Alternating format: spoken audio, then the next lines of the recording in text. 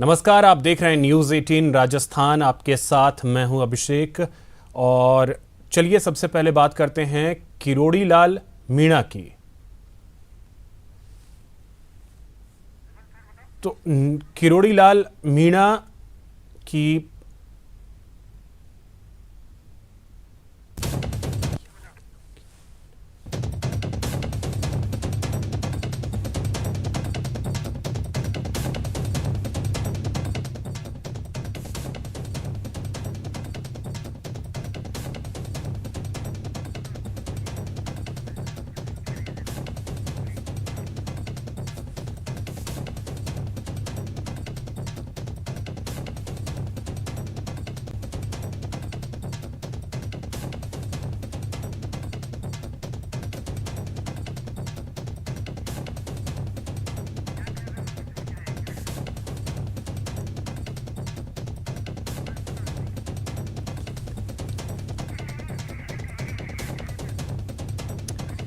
तो कुछ ही देर में हम आपको सुनवाएंगे किरोड़ी लाल मीणा। न्यूज़ 18 पर बातचीत करेंगे। और इसी बीच आपको बता दें कि पुलिस भर्ती परीक्षा 2022 की तो पहली पारी की परीक्षा खत्म हो गई है। 16 मई तक ये परीक्षा चलेगी। पहली पारी की परीक्षा जो है वो अभी अभी खत्म हुई है।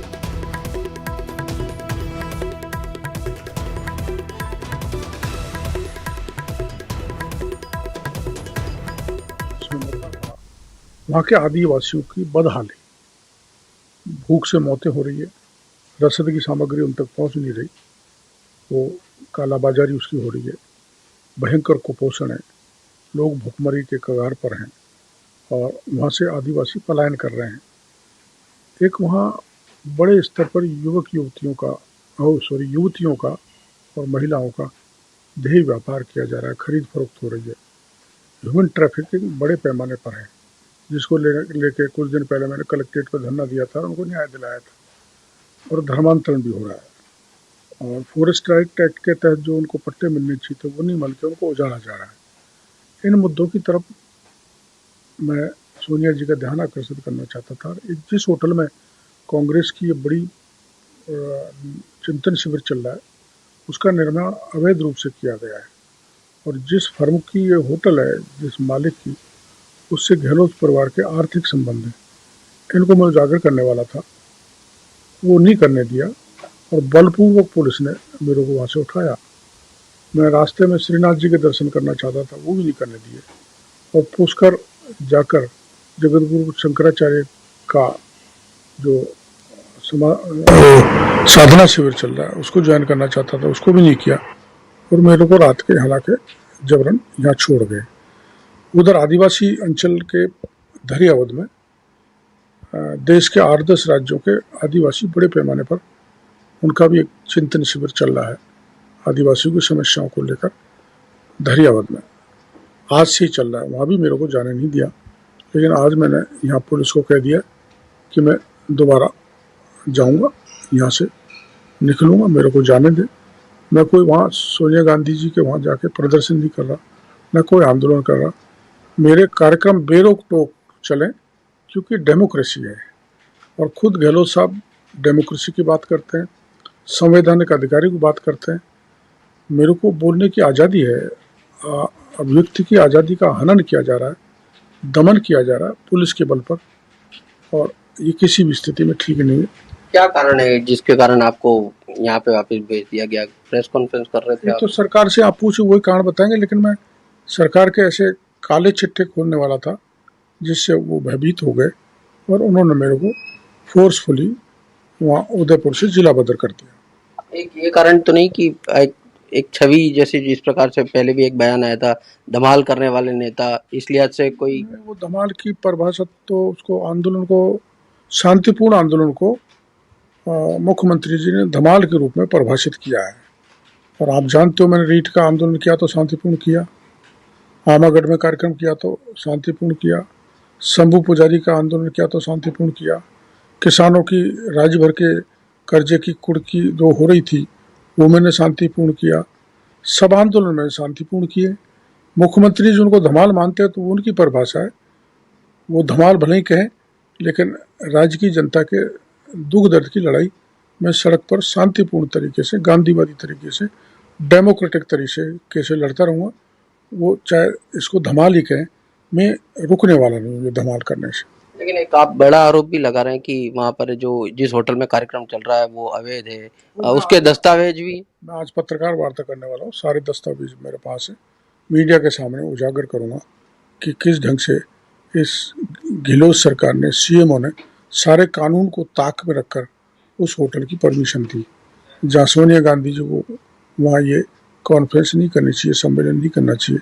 वो तुरंत अगर नैतिकता की दुहाई देते हैं, वो आदिवासी की ज़मीन पर उनकी ज़मीन हत्या के वो होटल बनाई गई है, उनको वहाँ से तुरंत निकल के अन्य जगह अपनी कॉन्फ्रेंस करनी चाहिए अगर वो नैतिकतावादी हैं तो। किसकी शय पर अवैध निर्माण हुआ है? राज्य के मुख्यमंत्री की सर, प्रमाण प्रस्तुत करूँगा। अच्छा, आप एक बात और भी कह रहे हैं कि वापस जाएंगे, तो क्या वो गुप्त तरीके से जाएंगे? गुप्त तरीके से जाता तो मैं आपके सामने बोलता ही, खुले में बटन खोल कर जाऊँगा।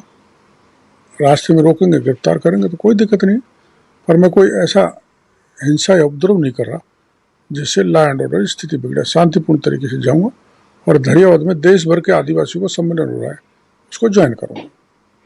कल किसी प्रकार का दुर्व्यवहार आपके साथ हुआ? क्योंकि जिस प्रकार से आपके जो वीडियो सामने आया उसमें एक तो ये था कि मैं 3:30 बजे पत्रकार वार्ता करता चाहता था, 2:30 बजे ही मेरे कमरे में एसपी भी आ गए, पुलिस बल भी आ गया और मेरे को वहाँ से जबरन निकाल लाया है। मैं रेसिस्ट करता, विरोध करता तो धक्का मुक्की भी करते, जबरन मेरे को शायद हाथापाई भी करते, लेकिन मैंने वो नहीं किया। उनको जबरन एक गाड़ी में बैठा के मेरे को ले आए और न दर्शन करने दिए श्रीनाथ जी के, न बात करने दी किसी से। अजमेर में आकर मैं वहाँ जाना चाहता तो वहाँ भी मेरा रास्ता रोक के खड़े हो गए, जो आपने देखा है सब चैनलों पे चला है। तो ये दमन है। और चलिए बड़ी खबर आपको बता दें, पुलिस भर्ती परीक्षा 2022 पहली पारी की परीक्षा खत्म हो गई। 16 मई तक यह परीक्षा चलेगी। पहली पारी की परीक्षा अभी अभी खत्म हुई है।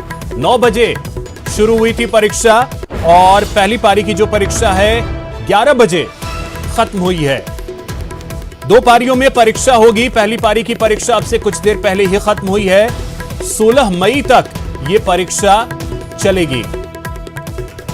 तो यह बड़ी खबर, पहली पारी की परीक्षा खत्म हो गई है। और आपको बता दें कि परीक्षार्थी परीक्षा देकर परीक्षा केंद्रों से अब बाहर भी निकल रहे हैं। तस्वीरें वो भी हम आपको दिखाएंगे। 16 मई तक इस परीक्षा का आयोजन किया जा रहा है, पुलिस भर्ती परीक्षा 2022, जिसकी पहली पारी की परीक्षा अभी अभी खत्म हुई है।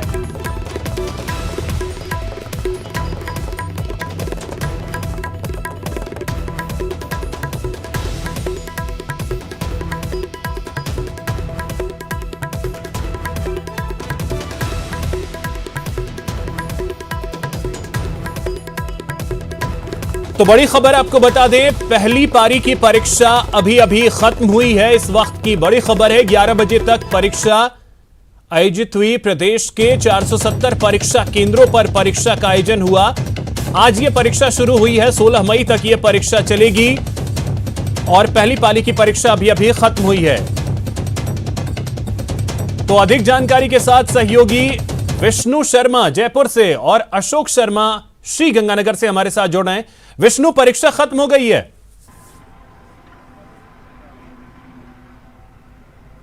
देखिए 11 बजे का वक्त था परीक्षा खत्म होने का और अब जो है अभ्यर्थी कुछ ही मिनटों के बाद में बाहर आने वाले हैं।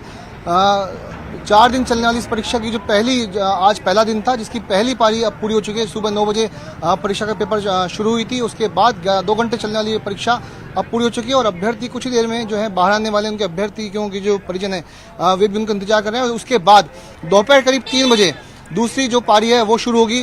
दूसरी पारी 3 बजे से और शाम के 5 बजे तक चलेगी।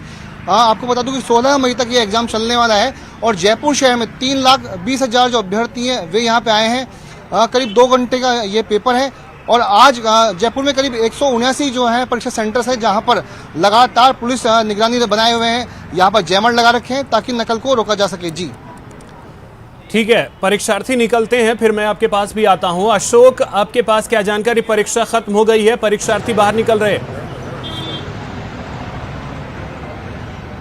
देखिए अभिषेक, जस्ट अभी 11 बजे का वक्त हुआ और 11 बजने के बाद ही परीक्षा जो पहली पारी में राजस्थान पुलिस कांस्टेबल भर्ती परीक्षा होनी थी वो लगभग समाप्त हो चुकी है और अभी कुछ ही देर बाद परीक्षार्थियों का परीक्षा केंद्र से बाहर आने का सिलसिला शुरू हो जाएगा। अभी समय हम श्री गंगानगर जिला मुख्यालय के सुखाड़े सर्किल स्थित एसडी बिहानी कॉलेज के परीक्षा केंद्र पर मौजूद है और हम परीक्षार्थियों का इंतजार कर रहे हैं क्योंकि अभी 11:05 का वक्त हो गया है, लेकिन अभी परीक्षार्थी शायद अभी परीक्षा केंद्र से बाहर नहीं आ पा रहे हैं, तो उन्हीं का वेट कर रहे हैं कि किस तरह से परीक्षा रही। लेकिन ओवरऑल यदि बात की जाए तो देखिए अभिषेक, श्री गंगानगर जिला मुख्यालय पर आज 12 परीक्षा केंद्र बनाए गए हैं और ये 12 परीक्षा केंद्रों पर प्रत्येक पारी में नहीं गए। आज जो सुबह पारी हुई लगभग इसमें 6,500 परीक्षार्थी सम्मिलित हुए। ओवरऑल 4 दिनों की बात करें तो 4 दिनों के अंदर 8 पारियों के अंदर लगभग 53,000 परीक्षार्थी इस राजस्थान पुलिस कांस्टेबल भर्ती परीक्षा के लिए पंजीकृत हैं। और सुरक्षा के इंतजाम किए जाए तो देखिए इस बार चूंकि हमने हमेशा देखा कि रीट भर्ती परीक्षा हो, चाहे पटवार भर्ती परीक्षा हो या अन्य कोई भी परीक्षा हो, नकल कई बड़ा संवेदनशील मामला सामने आता था और उसको रोकने के लिए इस बार पुलिस प्रशासन के द्वारा परीक्षा केंद्रों पर ही जैमर लगाए गए हैं ताकि इंटरनेट की मदद से या ब्लूटूथ की मदद से परीक्षा को नकल को रोका जा सके। और यही वजह है कि इस समय परीक्षा केंद्रों के आसपास जो इंटरनेट की कनेक्टिविटी है वो खासी प्रभावित होती हुई दिखाई दे रही है। इस बार जिला प्रशासन ने ये अच्छा कदम उठाया कि पूरे शहर का इंटरनेट बंद करने के बजाय केवल परीक्षा केंद्रों पर ही जैमर लगा दिए ताकि इंटरनेट की कनेक्टिविटी परीक्षा केंद्रों से बाहर ना आ पाए। और इसके साथ साथ पुलिस के द्वारा भी पुख्ता इंतजाम किए गए हैं कि 600 पुलिसकर्मी कम से कम श्री गंगानगर जिले में तैनात है, जिसमें लगभग 6 आरपीएस अधिकारी हैं और इसके अलावा करीब 21 पुलिस निरीक्षक स्तर के अधिकारी हैं जो इस समय परीक्षा पर तैनात हैं। अभी हम आपको यहाँ का नजारा दिखाएं तो देखिए ये परीक्षा केंद्र के बाहर का नजारा है और जो दूसरी पारी के जो परीक्षार्थी है वो इस समय परीक्षा केंद्रों पर पहुंचने लगे हैं। दूसरी पारी की जो परीक्षा है वो दोपहर 3 बजे से शुरू होगी और परीक्षा केंद्रों पर जो प्रवेश है वो आधा घंटा पहले यानी केवल 2:30 बजे तक ही दिया जाएगा। यही वजह है कि इस समय परीक्षार्थी परीक्षा केंद्रों पर समय से पहले ही पहुंच रहे हैं ताकि उन्हें परीक्षा केंद्र में प्रवेश करने में किसी तरह की परेशानी का सामना ना हो। हालांकि 11:05 का वक्त हो चुका है लेकिन अभी तक परीक्षार्थी परीक्षा केंद्र से बाहर नहीं आ रहे। हम भी उन्हीं का इंतजार कर रहे हैं। जैसे ही वो बाहर आते हैं तो हम उनसे उनका फीडबैक जानेंगे कि परीक्षा प्रश्न का जो स्तर था वो किस तरह का रहा। जी अभिषेक। ठीक है विष्णु, अब मैं आपके पास आ रहा हूं। अगर बात की जाए जो पहली पारी की परीक्षा रही, क्या माना जाए कि जिस चीज का सबसे ज्यादा डर रहा है कि नकल मुक्त परीक्षा हो, उस दिशा में अगर देखा जाए तो तैयारियां पुख्ता थी, व्यवस्थाएं पूरी की गई और उसका असर भी अगर कहें तो होता कुछ दिख रहा है?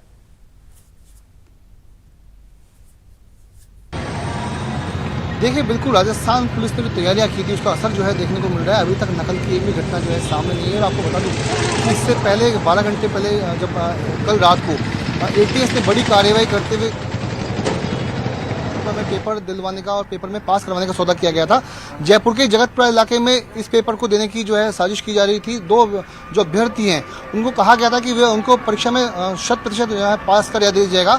इसके बदले में परीक्षा से पहले हम आपको पेपर उपलब्ध कराएंगे, उसके एवज में 8 लाख। विष्णु, आपके पास फिर आते हैं। अभी चलते हैं जोधपुर। रंजन दवे हमारे साथ जुड़े हुए हैं। रंजन, आपके पास क्या जानकारी? पहली पारी की परीक्षा खत्म हो गई है।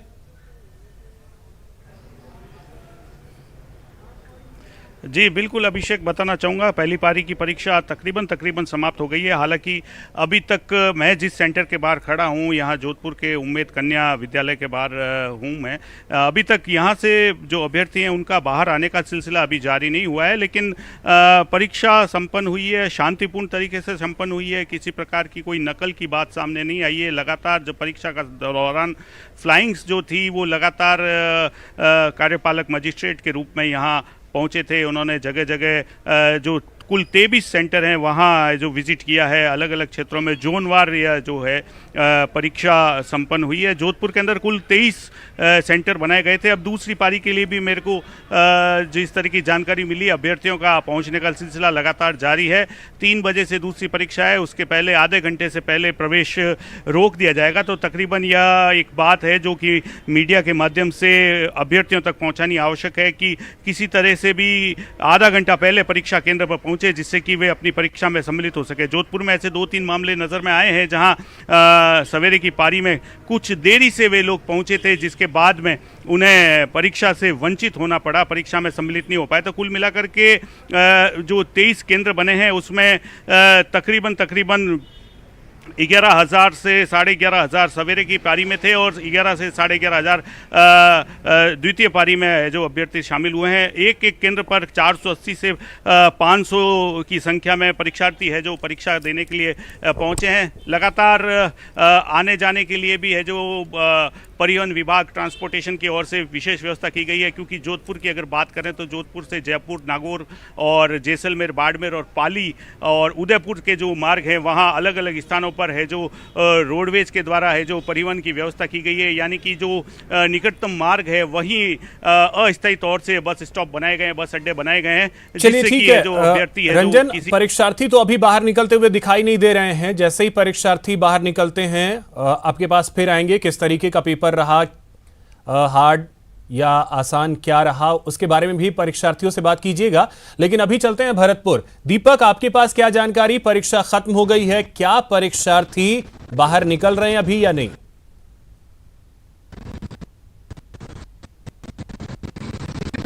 परीक्षा जो है वो खत्म हो गई है, लेकिन परीक्षार्थी जो है वो अभी बाहर निकलना शुरू नहीं हो, क्योंकि उनकी जो बायोमेट्रिक जो है वो लिए जाएंगे। उसके बाद जब वो है उनको कुछ देर बाद जो है बाहर निकाला जाएगा। अभी फिलहाल आप देख सकते हैं कि पुलिस व्यवस्था यहाँ पर चाक चौबंद है और परीक्षा सेंटर के बाहर भारी संख्या में पुलिस के अधिकारी जो है वो लगातार निगरानी बनाए हुए हैं। और जो दूसरी परीक्षा होनी है 3 बजे से, उसके लिए भी परीक्षार्थी जो है वो बाहर पहुंच गए। उधर मैं दिखाना चाहूंगा, देखिए किस तरह से जो परीक्षार्थी है वो छांव में बैठ करके दूसरी पारी का इंतजार कर रहे हैं। लेकिन जो पहली पारी की परीक्षा थी वो 9 बजे से शुरू हुई थी। कुछ देर बाद जो परीक्षार्थी हैं वो बाहर निकलेंगे, उनसे हम बात करेंगे कि आखिर किस तरह की उनकी तैयारी रही, कैसा उनका एग्जाम गया, किस तरह के जो है क्वेश्चन एग्जाम में आए और अंदर कैसी व्यवस्था थी। इन सारी बातों को लेकर के हम उनसे चर्चा करेंगे। लेकिन अभी कुछ समय बाकी है, जब वो वहां से बाहर निकलेंगे उसके बाद जो है यहाँ पर जो है बाहर आएंगे, उससे बात करेंगे। फिलहाल जो यहाँ पर पुलिस के अधिकारी हैं उनसे बात कर लेते हैं किस तरह की व्यवस्था रही, प्रशासनिक व्यवस्था जो थी पुलिस की। क्या कोई संदिग्ध पकड़ा गया या इसकी बात सामने? कोई किसी प्रकार का संदिग्ध नहीं पकड़ा गया, शांतिपूर्ण परीक्षा संपन्न। कितना पुलिस जाब्ता तो तैनात किया गया है, किस तरह से चेकिंग?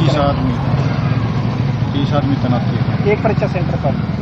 तो एक परीक्षा सेंटर पर 30 पुलिसकर्मी जो है और पुलिस के अधिकारी तैनात किए गए थे। उनको देखते हुए लगातार यहाँ पर जो है हर तरह से उनकी चेकिंग की गई थी। कोई भी व्यक्ति संदिग्ध सामान लेकर के अंदर ना जा पाए, उसके लिए जो है यहाँ पर अलग से पुलिसकर्मी सादा वस्त्रों में भी तैनात किए गए। और बाकायदा परीक्षा सेंटर के बाहर पुलिस प्रशासन द्वारा वीडियोग्राफी कराई गई। हर तरीके से जो है परीक्षार्थियों पर नजर रखी गई कि कोई भी अनावश्यक वस्तु जो है वो लेकर के अंदर परीक्षार्थी ना जा पाए, उसके लिए विशेष निगरानी यहाँ पर बरती गई थी। 3 बार जो है परीक्षार्थियों को चेक किया गया था और यहाँ पर जो है मशीन थी, मशीन से चेक किया गया था। उसके बाद में प्रवेश दिया गया था। अब कुछ देर बाद गेट जो है वो खोल दिया जाएगा। उसके बाद परीक्षार्थी बाहर निकलेंगे। 6 परीक्षा सेंटर भरतपुर में आवश्यक बनाए गए, जिन पर 3456 जो परीक्षार्थी है वो परीक्षा देंगे। और दूसरी पारी जो है वो 3 बजे से प्रारंभ होगी। उसके लिए भी प्रशासन ने जो है तैयारियां कर ली गई हैं। जिन पुलिसकर्मियों की यहाँ पर ड्यूटी लगाई गई थी उनको जो है अब दूसरे सेंटर पर भेज दिया जाएगा और दूसरे सेंटर से जो है जाब्ता वो दूसरे सेंटर पर लगाया जाएगा। इस तरह की तमाम जो व्यवस्था है प्रशासन की वो यहाँ पर नजर आ रही है। और पुलिस की जो टीम है, अलग से फ्लाइंग स्क्वाड टीम है, वो बिल्कुल तो व्यवस्थाएं पुख्ता की गई हैं ताकि नकल मुक्त परीक्षा कराई जा सके। फिलहाल बहुत शुक्रिया दीपक आपका, रंजन आपका भी बहुत शुक्रिया, विष्णु का भी बहुत शुक्रिया तमाम जानकारी के लिए, साथ ही अशोक का भी बहुत शुक्रिया। और अब बात करते हैं कांग्रेस की। प्रियंका गांधी उदयपुर पहुंची। उदयपुर में आज से कांग्रेस का नव संकल्प चिंतन शिविर शुरू होने जा रहा है। 3 दिनों का यह शिविर, इस दौरान 6 विषयों पर मंथन होना है। ये तस्वीरें हम आपको दिखा रहे हैं सोनिया गांधी की। सोनिया गांधी हेलीकॉप्टर से उदयपुर डबोक एयरपोर्ट से होटल के लिए रवाना हुई हैं। इससे पहले डबोक एयरपोर्ट पहुंची, जहां पर मुख्यमंत्री अशोक गहलोत ने उनका स्वागत किया। ये तस्वीरें हम आपको दिखा रहे हैं। सोनिया गांधी जब डबोक एयरपोर्ट से रवाना हुई और होटल के लिए यहां से वो रवाना हुई, ये तस्वीरें आप देख सकते हैं। सीएम अशोक गहलोत ने अगवानी की सोनिया गांधी की।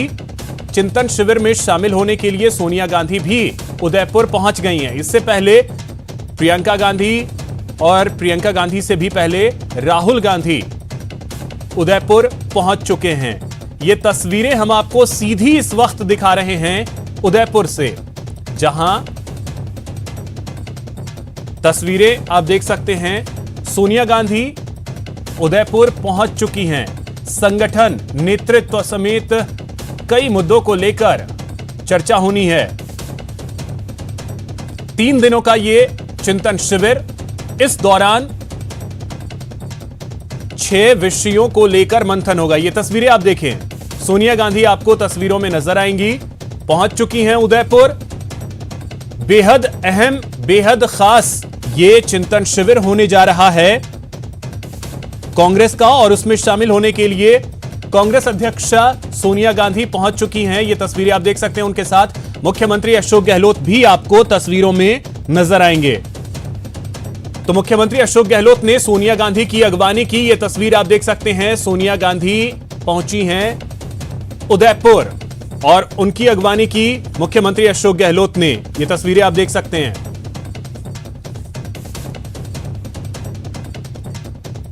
तो 3 दिनों का जो चिंतन शिविर है उसमें शामिल होने के लिए कांग्रेस अध्यक्षा सोनिया गांधी उदयपुर पहुंच चुकी हैं। प्रियंका गांधी और राहुल गांधी पहले ही उदयपुर पहुंच चुके हैं और ये तस्वीरों के जरिए देख सकते हैं आप। ये प्रियंका गांधी की तस्वीरें हैं जब आप देखेंगे कि एयरपोर्ट पर प्रियंका गांधी का भी जबरदस्त स्वागत किया गया। सोनिया गांधी की अगवानी की है मुख्यमंत्री अशोक गहलोत ने। वो तस्वीरें भी लगातार हम आपको दिखा रहे हैं।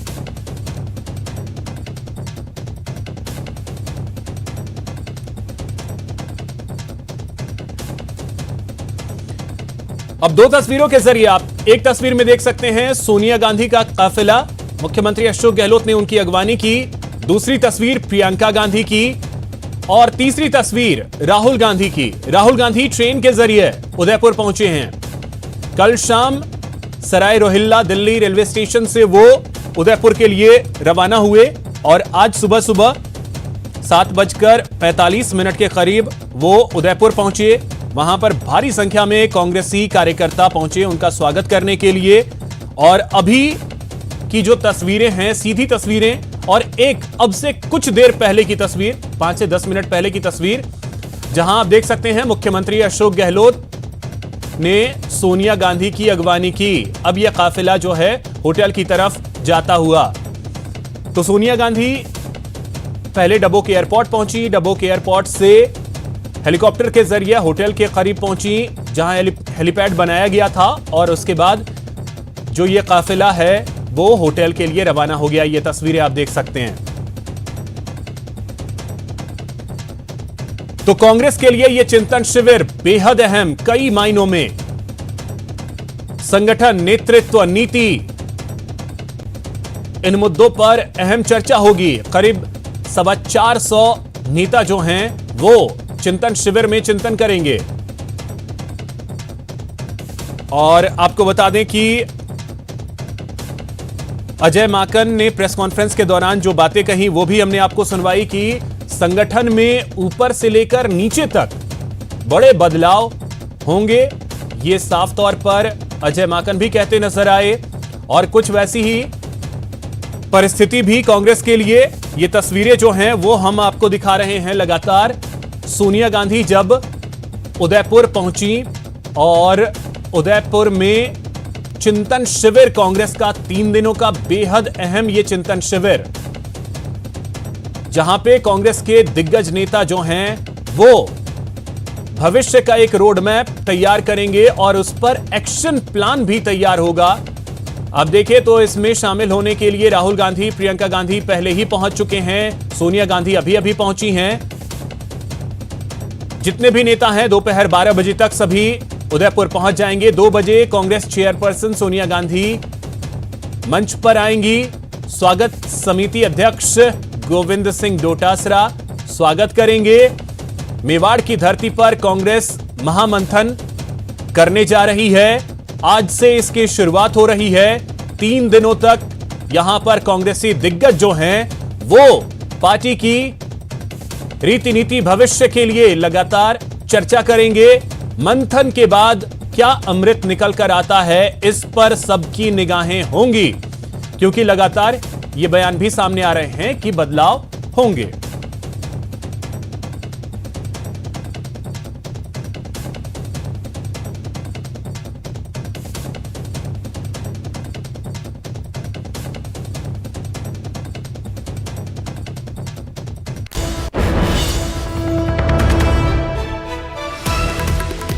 तो कांग्रेस के चिंतन शिविर पर बीजेपी ने हमला बोला है। राजेंद्र राठौड़ ने हमला बोला है कांग्रेस के चिंतन शिविर पे। अभी शिविर शुरू भी नहीं हुआ है, उससे पहले ही बीजेपी ने हमले शुरू कर दिए। आपको बता दें कि राजेंद्र राठौड़ ने कांग्रेस के चिंतन शिविर पर हमला बोला है। उपनेता प्रतिपक्ष राजेंद्र राठौड़ ने कहा है कि शिविर के जरिए कुर्सी बचाने में जुटी है सरकार। तो तीखा हमला बीजेपी की तरफ से कांग्रेस के चिंतन शिविर पर।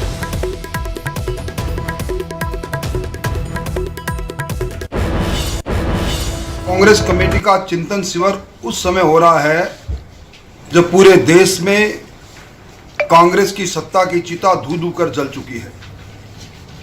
कभी कश्मीर से कन्याकुमारी, अटक से कटक तक शासन करने वाली कांग्रेस अब मात्र 2 राज्यों में है, और वो भी समय की रफ्तार के साथ। जब चुनाव में राज्य जाएंगे जब नेस्त नबूत हो जाएगी।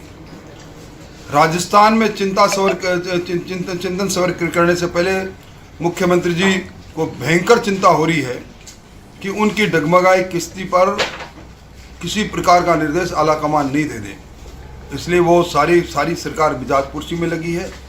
खोदा पहाड़ निकलेगी चुईया, किसी प्रकार का कोई इससे फायदा राजस्थान में यहाँ के आवाम को होने वाला नहीं। यहां रुकेंगे एक छोटे से ब्रेक के लिए।